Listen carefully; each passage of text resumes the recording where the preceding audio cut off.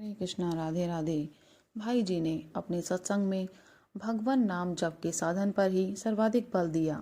सन 1926 में कल्याण का प्रकाशन प्रारंभ हुआ। कल्याण में षोडश मंत्र के 3.5 करोड़ नाम जप करने की प्रार्थना भाई जी ने कल्याण के प्रेमी पाठक पाठिकाओं से की।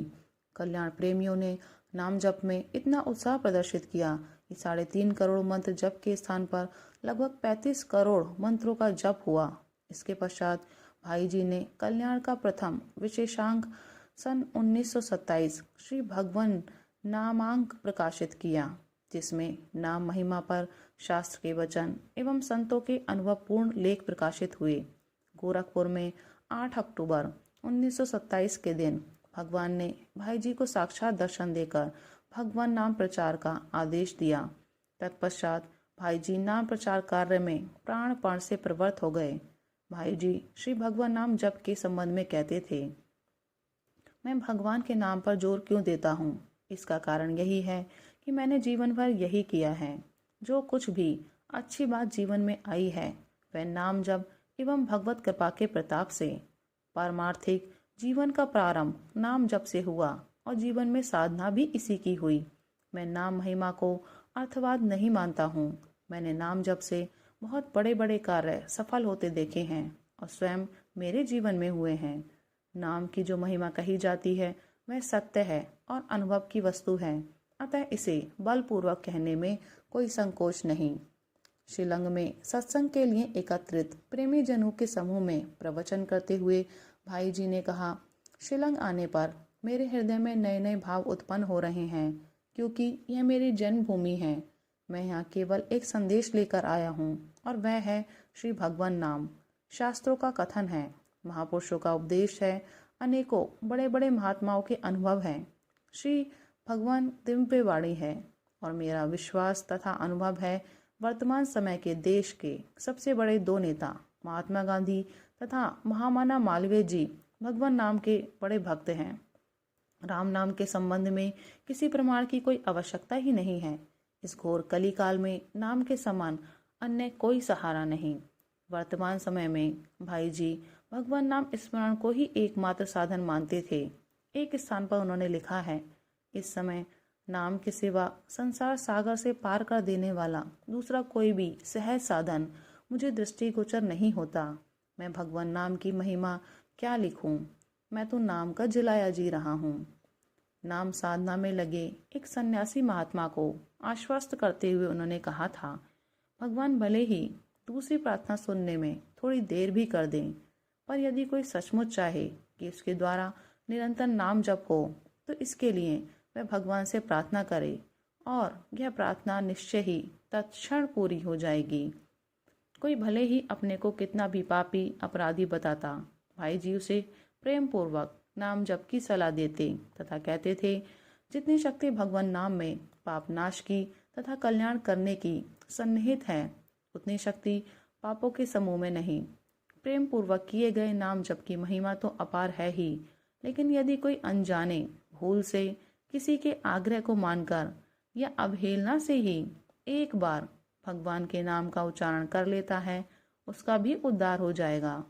सुअर के द्वारा आहत होने पर एक यवन के मुख से मरते समय जो गाली निकली, हराम, उसमें भी राम शब्द के निकलने से उसकी मुक्ति हो गई। भाई जी ने एक बार अपने प्रवचन में कहा, भगवान नाम के अनुभव में क्या बताऊं? जीवन में जो कुछ भी अच्छापन है वह केवल भगवान नाम और भगवत कृपा की महिमा है। बाकी सारी बुराई मेरी है। मैं सच कहता हूँ, मेरे पास अगर कोई धन है तो भगवान नाम और भगवत कृपा का। इसका मुझे अभिमान है। अभिमान होना नहीं चाहिए, पर अभिमान है कि मुझ पर भगवान की अनंत कृपा बरस रही है। यह मुझे निरंतर भान होता है। आज से नहीं, बहुत पहले से ऐसा भान होता है कि मुझ पर भगवान की अनंत कृपा बरस रही है। तुलसीदास जी के एक पद की अंतिम 2 पंक्तियों को मैंने अपने जीवन में बहुत अच्छा समझा और उसको उतारने की चेष्टा की। सकल अंग पद विमुख नाथ मुख नाम की ओट लई है तुलसी ही प्रतीति एक प्रभु मूर्ति कृपामयी है। सारे अंग हे नाथ आपके चरणों से विमुख हैं, केवल जीव ने नाम की ओट ले रखी है और एक ही विश्वास है, प्रभु मूर्ति कृपामयी है।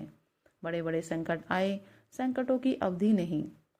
जिस समय पकड़ा गया उस समय घर पर बड़ा संकट था। उसके बाद एक व्यापार में घाटा लगा, उसका बड़ा संकट था।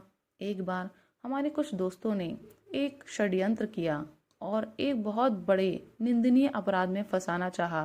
बिल्कुल झूठी चीज थी, उसमें भी भगवान की कृपा ने बचाया। आप सबको अपने अनुभव के रूप में केवल दो ही बातें मैं कह सकता हूँ। एक तो भगवत कृपा पर विश्वास और एक भगवान नाम का आश्रय। उसके सिवा न बुद्धि है, न विद्या है, न कला है। मैं कुछ नहीं जानता। साहित्य का मुझे क्या पता, मैं लिखा पढ़ा नहीं, परंतु सभी जगह बड़े बड़े साहित्यिक लोगों ने मुझ पर कृपा की। हिंदुस्तान के मूर्धन्य बड़े बड़े लेखकों का कल्याण में सहयोग मिला। श्री विष्णु दिगंबर सरीखे महान संगीताचार्य मुझे संगीत सिखाने के लिए महीनों तक घर पर आए, पर मैं अभागा कि नहीं सीखा। इतना उनका प्रेम मेरे प्रति था। देश के बड़े बड़े मूर्धन्य व्यक्ति जैसे मालवीय जी, उन मालवीय जी के परिवार का था मैं। गांधी जी ने मुझे अपना परिवार माना।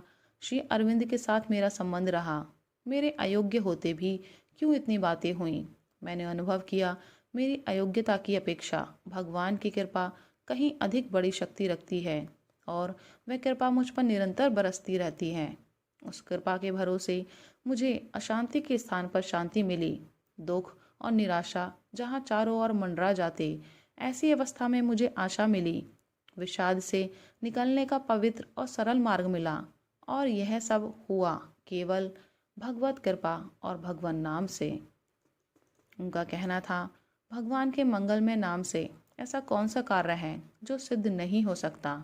ऐसा कौन सा महापाप है जिसका नाश नहीं हो सकता। ऐसी कौन सी परम गति या मुक्ति है जो नाम से नहीं मिलती।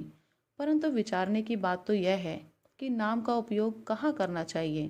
क्या नाम ऐसा तुच्छ पदार्थ है जो केवल पापों के धोने में ही लगाया जाए, या इस लोक अथवा परलोक की किसी नाशवान भोग्य वस्तु की प्राप्ति के लिए उसका प्रयोग किया जाए। जो पाप प्रायश्चित से या फल भोग से नाश हो सकते हैं, जो क्षणभंगर भोग्य पदार्थ पुण्य बल से मिल सकते हैं, उनके लिए नाम का प्रयोग करना चमकीले पत्थरों के लिए महारत्न दे देने के समान मूर्खता का कार्य है। भगवान नाम तो प्यारी से प्यारी वस्तु है। उसके जप से नाम रूपी बड़े से बड़े आदरणीय अतिथि हमारे जीवा द्वार पर आकर उपस्थित होते हैं, जिनकी चरण रज मस्तक पर चढ़ानी चाहिए। ऐसे परम पूजनीय अतिथि से झाड़ू दिलवाकर घर का मैला साफ करवाना क्या बुद्धिमानी का काम है? क्या ये हीनता नहीं है? जिसके स्वागत के लिए सब जगह की सफाई और सजावट करनी चाहिए, उसी से घर का आंगन साफ करवाना क्या नीचापन नहीं है? यदि है तो फिर नाम का प्रयोग पापों के नाश में नहीं करना चाहिए। राधे राधे।